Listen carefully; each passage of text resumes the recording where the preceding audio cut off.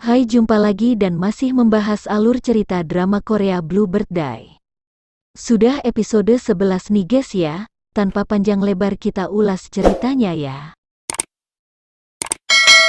Meneruskan sambungan dari episode 10 di sini, Ji Seo melihat papan nama toko yang akan menimpa Hairin. Ia memeluk Hairin untuk menyelamatkan Hairin dari tertimpa papan.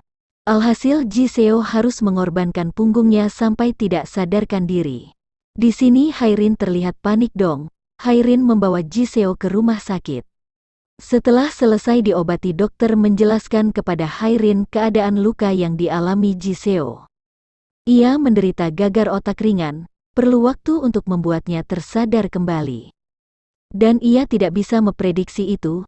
Hairin mendapatkan telepon dari kepolisian. Mereka berkata bahwa Zelotil saja belum cukup menjadi bukti, karena Zelotil merupakan obat yang diperjualbelikan secara bebas.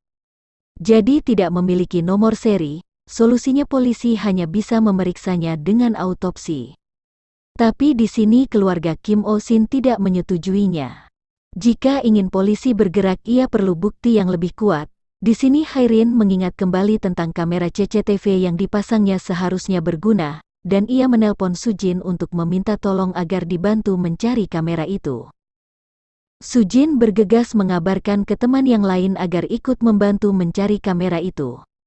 Karena Hairin yakin Kim Oh-shin tidak bunuh diri, dan kamera itu mungkin merekam pelakunya. Hairin memintanya mencari kamera itu. Seketika semua bergegas mencari kamera itu. Ketika Sujin dan Kim Yang mencari kamera, ia mendapati Kaeyun lebih memilih untuk mencarinya terpisah. Karenanya Kim Yang memutuskan untuk mencari kameranya terpisah juga. Hairin memeriksa apotik per apotik untuk memastikan apa ada seseorang yang beberapa hari ini membeli Zelotil, dan ketika mendapati toko yang mengaku telah menjual Zelotil, Hairin bertanya siapa itu, bagaimana cirinya. Apoteker itu menjawab pria agak tinggi membelinya 2 hari yang lalu. Apa mungkin itu Kaeyun? Kaeyun melihat sikap Kim yang aneh dengan ia tergesa-gesa ingin ke suatu tempat dan ia mengikutinya. Ternyata Kim yang pergi ke gudang dan ia tertangkap basah oleh Kaeyun. Ia menjawab tidak ada apa-apa di gudang, tapi raut muka dan pikirannya tidak sinkron, kayak orang yang lagi berbohong gitu ya guys ya. Kaeyun mendesak Kim Yang dan akhirnya mengecek sendiri di gudang, dan benar ia mendapati kamera yang dimaksud Hairin itu berada di sana. Kim Yang menyembunyikan kamera itu di tumpukan kaos agar tidak ada yang menemukannya.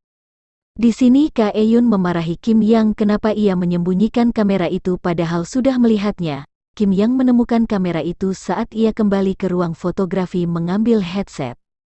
Kamera itu kehabisan baterai dan berbunyi. Maka dari itu Kim Yang mengambilnya.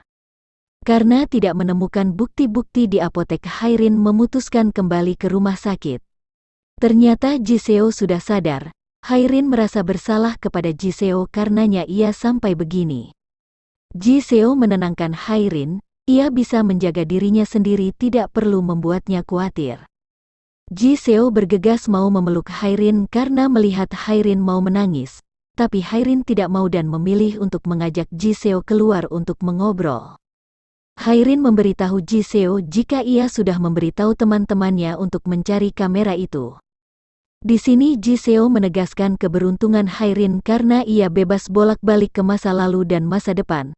Setidaknya ia dan Ji Seo punya kesempatan untuk mencoba. Jika ia tidak menemukan fotonya dan tidak menemuinya, bukankah Ji Seo akan mati tanpa mencoba apapun?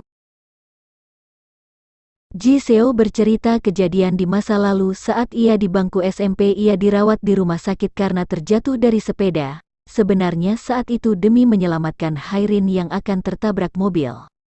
Itu harga yang harus ia bayar karena membalikan waktu. Tapi ia tidak menyesali hal itu karena ia bahagia melihat Hairin dalam keadaan baik-baik saja.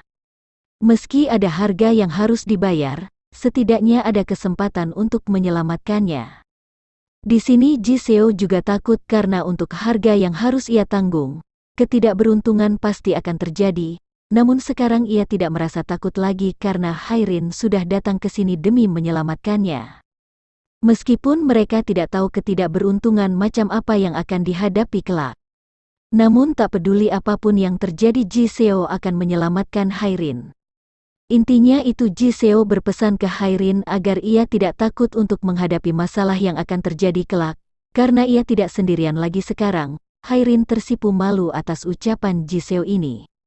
Scene berganti ke Eun yang menelpon Hairin karena ia sudah mendapatkan kamera yang dicarinya, dan Hairin melihat isi kamera itu. Alangkah terkejutnya Hairin mendapati sosok yang masuk ke ruang fotografi itu sangat mirip penampilannya dengan Sujin.